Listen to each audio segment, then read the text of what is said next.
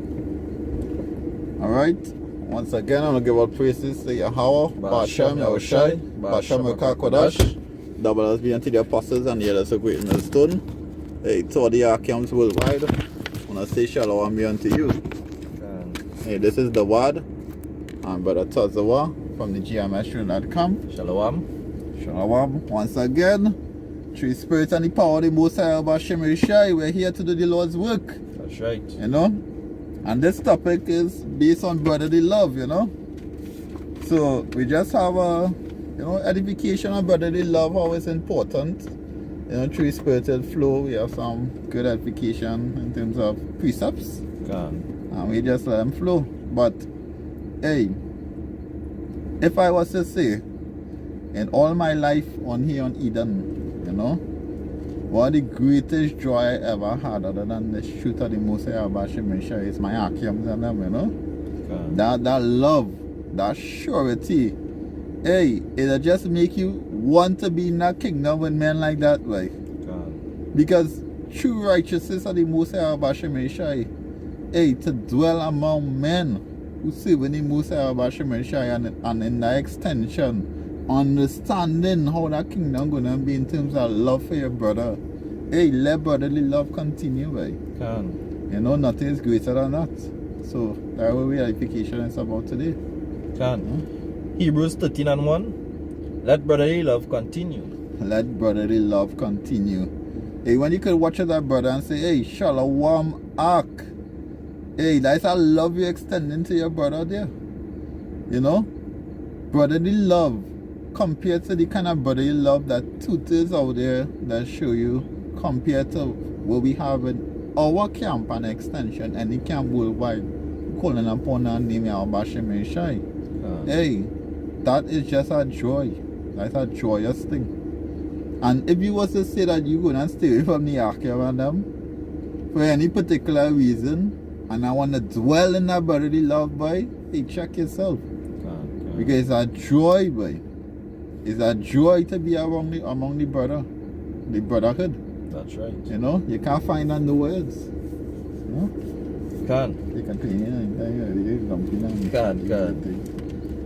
Right, so I'll just pull one here from Corinthians chapter 13. You know? So it says here, 1 Corinthians chapter 13 verse 1. It says, though I speak with tongues of men and of angels, and I have not charity, I am become as a sounding brass and a tinkling cymbal. Because something I understand, and understanding more, is that if one walk alone and he fall, there's none to lift him up. But if two walking together, or three or four or five or more, if one or two fall, you will have a helping hand stretched out for you to lift you up.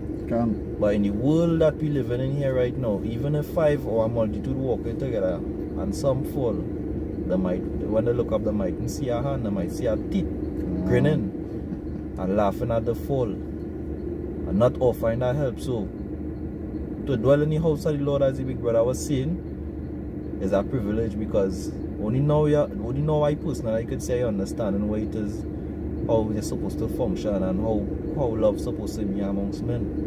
Because it's something that I had a kind of lone ranger, because that's what I didn't know. I had was to develop that in the world, dealing with 2/3 and the heathens, because if you put your mind in that mindset, you have to do it on your own, you won't get nothing done. That is the sad truth about the world outside in the world. But when you come into the house of the Lord, they have that mentality that cannot apply. You know, that mentality cannot apply here, because it's a one body and no member, because it seems to be less useful, it is just as important. Yeah, that's right. So it's 1 Thessalonians chapter 4, you know, verse 9. But as touching brotherly love, ye need not that I write unto you, for ye yourself are taught of your power to love one another. And that's just straightforward. Mm-hmm. Like, it's a joy to love your brother, right?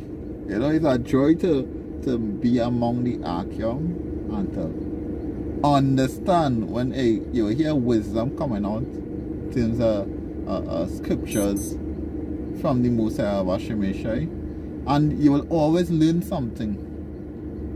You will always find comfort. And as I say, that's just an extension to show the love that Yahushai, the power there, like, you know. And that's a real important thing, right? I can't even express it. It's a feeling that after years being among men, you could be sure that by all of us will be in one place and sleeping. And you had to think twice to sleep with one eye open and looking around to do all that. Study where you put your wallet. Yeah, that's that. Where you put your wallet, where you leave your chain. If you put on your phone and you miss it, all you simply have to do, hey, which one you come up for there, you know? It's not that two-tin nigga mentality about see your phone and swipe it and go, no. If a man pick up your phone or pick up your jewelry to keep it safe for you until you're ready for it. That's right. And that just goes back to the fear of the Mosiah of Hashemeshai that men practicing. Because only through that fear a man able to do that. Yeah. I'll bring out the Timothy fear. You can. 1 Timothy chapter 5 verse 1. Rebuke not an elder, but entreat him as a father, and a young man as a brethren. Yeah, and that scripture there is twofold and it's well powerful. If you look at it one way, you look at it because it would have elders over you within the shoot of the Mosiah of Hashemeshai. There are times a man may say something that you may not like in the truth of the Mosiah of Hashemeshai. But to touch on that and to understand it is this. If a man who is elder than you doing or saying something that you're not pleased about, if it's something that really don't need correcting in terms of person, let that be. If you're going off with the scriptures and you know better, you're better as well reprove him and show him where you're going wrong. But if it's something that you just find it hamburging you away, but it's not something really convenient in the sense to deal with, let it slide. And as well vice versa. Bigger men or elder men who in the truth of the Mosiah of Hashemeshai had to understand that younger brothers deserve respect as well. And younger brothers, they are the ones that we mentoring them.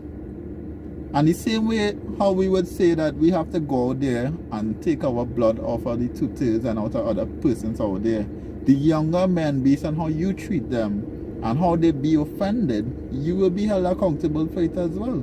So there's a twofold.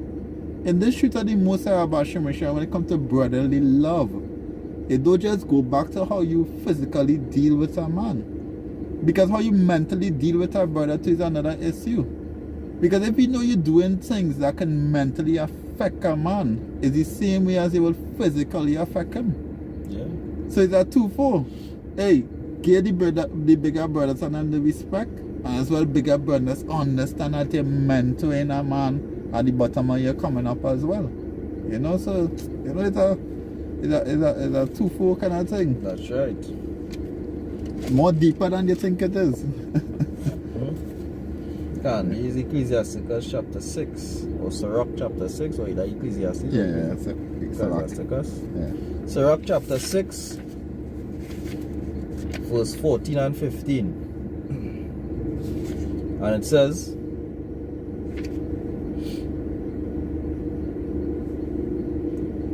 here, a faithful friend is a strong defense, and he that had found such and one had found a treasure. Nothing doeth travail a faithful friend, and his excellency is invaluable. And that is men in this shoot. Because men in this shoot and the Mosiah of Hashemeshai, you will find a faithful friend. And we know our ultimate friend is Yahushai, Yahushai Mashiach. That's right. But we men are going millstone. We are Akiums. We're extension of Yahushai. And we are all each other have. We are each other best friends.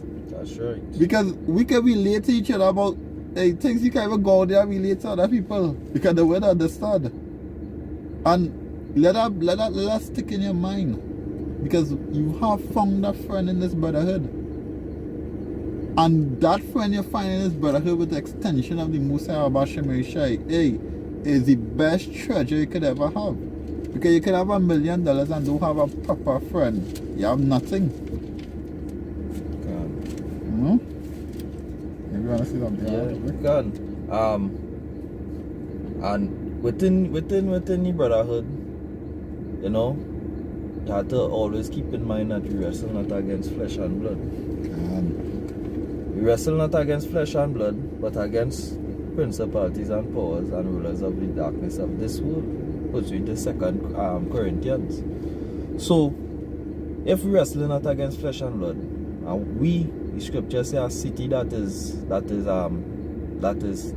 set on high, you also is a target, and that city Jerusalem begins with the brothers, the members of the hopeful elect, and a light that's shining is also a beacon, but it's also a target too. So now it will have spirits that will be in the council of the Most High, and the Most High always does like to prove his elect. He like to put them in situations that they'll shine. And we now have to remember that these things is be done to prove, for the Most High to prove us to all the other spirits, because the elect higher than all the other angels and spirits that it have. You know? So now these spirits and them would be holding counsel, and they would ask the Most High, let me get a crack at him. You understand?